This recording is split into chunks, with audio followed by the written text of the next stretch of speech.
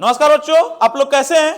उम्मीद है कि आप लोग अच्छे होंगे, अपने बोर्ड एग्जाम की तैयारी को काफी बेहतरीन तरीके से कर रहे होंगे। आज हम लोग क्लास 10 का संस्कृत पढ़ेंगे लोग, और संस्कृत में पढ़ेंगे लोग चैप्टर 3, जिसका नाम है जो है बाबू आलस कथा। और इसमें आप लोग आलसियों की कहानी को पढ़े होंगे।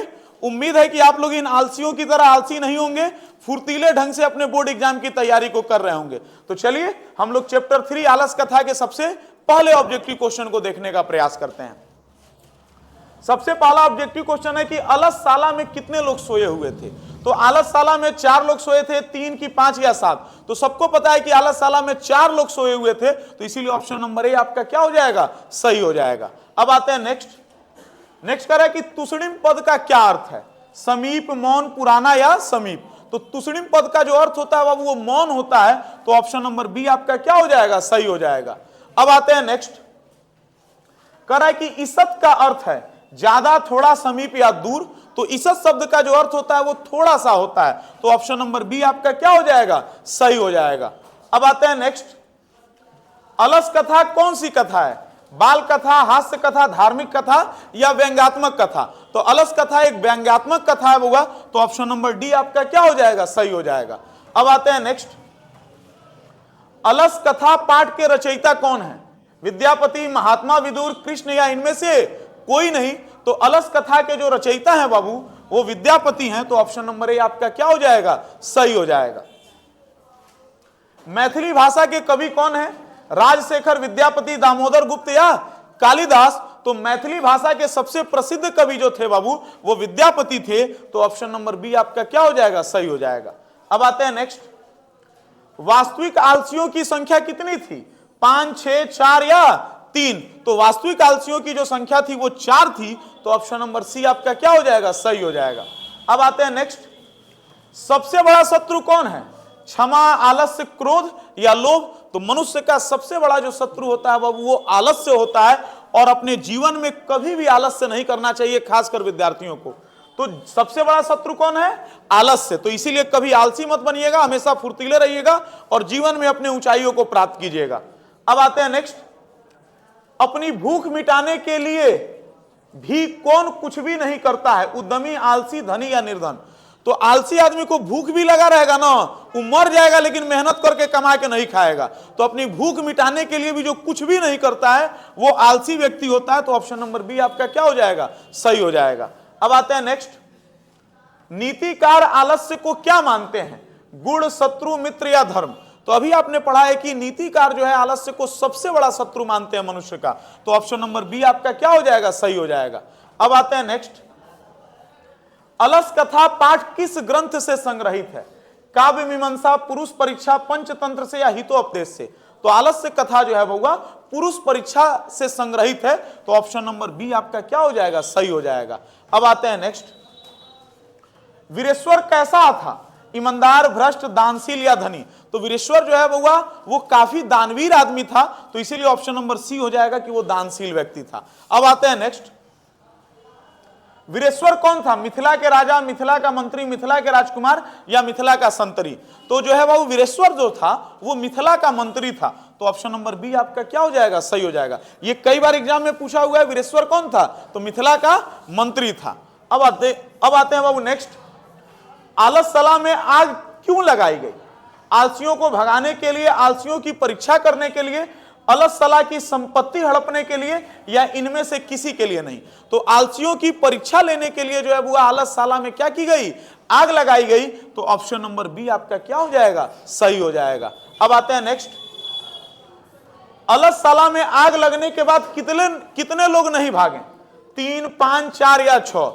तो अलसशाला में आग लगने के बाद जो चारों आलसी थे वो नहीं भागे थे, तो 4 आलसी जो है बाबू नहीं भागे थे। अब आते हैं नेक्स्ट, घर में लगी आग को देखकर कौन लोग पलायन होने लगे। पलायन का मतलब कौन से लोग भागने लगे।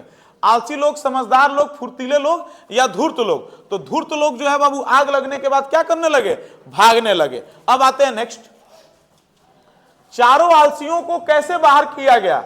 पैर पकड़कर, हाथ पकड़कर, केस पकड़कर या बाह पकड़कर। तो आपको चैप्टर में बताया गया होगा कि चारों आलसियों को बाल खींचते हुए, और बाल को ही किताब में क्या लिखा है, केस लिया है, तो केस पकड़कर चारों आलसियों को क्या किया गया, आलसशाला से बाहर निकाला गया। अब आते हैं नेक्स्ट, आलस कथा अंतर्गत मिथिला में कौन मंत्री थे, कपेश्वर, भुवनेश्वर, वीरेश्वर या महेश्वर। तो अलस कथा अंतर्गत मिथिला के जो मंत्री थे वो वीरेश्वर थे, तो ऑप्शन नंबर सी आपका क्या हो जाएगा बाबू, सही हो जाएगा। अब आते हैं नेक्स्ट, बनावटी आलस से दिखाकर कौन भोजन ग्रहण करते हैं, विद्वान, मूर्ख, धूर्त या जो है वो जानकार। तो बनावटी आलस दिखाकर जो है बाबू धूर्त लोग जो होते हैं वो भोजन ग्रहण करते हैं, तो ऑप्शन नंबर सी क्या हो जाएगा, सही हो जाएगा। अब आते हैं नेक्स्ट, अलसशाला में आग किसने लगाई, आलसियों ने, मंत्री वीरेश्वर ने, अलसशाला के कर्मचारियों ने या विद्यापति ने। तो अलसशाला के जो कर्मचारी काम करते थे उन लोगों ने ही जो है वो अलसशाला में क्या की, आग लगाई, तो ऑप्शन नंबर सी क्या हो जाएगा, सही हो जाएगा। अब आते हैं नेक्स्ट, अलस कथा पाठ में अहो कथमय कोलाहम किसकी उक्ति है, माने जब आग लग जाता है तो लोग जब हल्ला करने लगते हैं तो उसमें पहिलका आलसी कहता है अहो कथमय कोलाहम, यह कौन हल्ला कर रहा है, तो ये कौन कहा, पहला आलसी, दूसरा, तीसरा या चौथा आलसी। तो पहला आलसी कह रहा है कि ये कैसा हल्ला हो रहा है, तो इसीलिए ऑप्शन नंबर ए आपका क्या हो जाएगा, सही हो जाएगा। अब आते हैं नेक्स्ट, अलसशाला में आग कब लगाई गई, रात में, दिन में, जब सब सो रहे थे या जब सब भोजन कर रहे थे। तो जब सभी लोग सो रहे थे तभी अलसशाला में क्या की गई, आग लगाई गई, तो ऑप्शन नंबर सी क्या हो जाएगा, सही हो जाएगा। अब आते हैं नेक्स्ट, वीरेश्वर कहां का मंत्री था, मगध, कान्यकुंभ, अवंती या मिथिला। तो वीरेश्वर जो है वो मिथिला का मंत्री था, तो ऑप्शन नंबर डी क्या हो जाएगा, सही हो जाएगा। अब आते हैं नेक्स्ट, वीरेश्वर कैसा मंत्री था, दयालु, ईमानदार, क्रूर या दुष्ट। तो चूंकि वीरेश्वर दानवीर था और दयालु लोग ही दानवीर होते हैं, तो वीरेश्वर कैसा मंत्री था, तो वीरेश्वर दयालु मंत्री था। अब आते हैं बाबू नेक्स्ट, अरे हल्ला कैसा किसने बोला, अभी हम आपको बताएं, प्रथम पुरुष, द्वितीय पुरुष, मंत्री या लेखक। तो पहला जो आलसी था उसने ही बोला कि यह हल्ला कैसा है, तो ऑप्शन नंबर ए आपका क्या हो जाएगा, सही हो जाएगा। अब आते हैं नेक्स्ट, पुरुष परीक्षा क्या शिक्षा देती है, गुण निराकर, दर्शन निराकर, दोष निराकर या सत्य निराकर। तो पुरुष परीक्षा जो है बाबू कहती है कि हमें दोषों से क्या करना चाहिए, दूर जाना चाहिए। तो पुरुष परीक्षा जो है दोष निराकरण की क्या करती है, शिक्षा देती है हमें। अब आते हैं नेक्स्ट, आलसियों को प्रतिदिन इच्छावर भोजन कौन दिलवाता था, विद्यापति, वीरेश्वर, अलसशाला के कर्मचारी या मिथिला के राजा। तो जो वह मिथिला का मंत्री था वीरेश्वर, वही जो है आलसियों को प्रतिदिन क्या करता था, भोजन दिलवाता था। तो ऑप्शन नंबर बी आपका क्या हो जाएगा, सही हो जाएगा। अब आते हैं नेक्स्ट, स्त्रियों का रक्षक कौन होता है, पति, पुत्र, माता या पिता।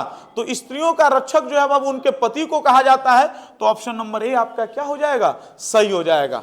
अब आते हैं वो नेक्स्ट, कौन परिश्रम नहीं करना चाहता है, विद्वान, आलसी, मूर्ख या चालाक लोग। तो आलसी लोग कभी भी जो है वो मेहनत नहीं करना चाहते हैं, परिश्रम नहीं करना चाहते हैं। तो ऑप्शन नंबर बी आपका सही हो जाएगा कि आलसी लोग कभी भी परिश्रम नहीं करना चाहते हैं। अब आते हैं नेक्स्ट, बच्चों का रक्षक कौन होता है, माता, शिक्षक, पिता या दोस्त। तो बच्चों का सबसे बड़ा जो रक्षक होता है वो माँ होती है, इसीलिए हमारे दुनिया में कहा गया है कि माँ इस दुनिया की सबसे बड़ी योद्धा होती है। तो कभी पूछेगा कि बच्चों का रक्षक कौन होता है, तो माता होती है। अब बाबू यहां पर यह चैप्टर आपका क्या होता है, समाप्त होता है। उम्मीद है कि आपको वीडियो अच्छा लगा होगा। यदि अच्छा लगा होगा तो इसे अपने दोस्तों में क्या करें, शेयर करें। मिलते हैं नेक्स्ट वीडियो में। जय हिंद,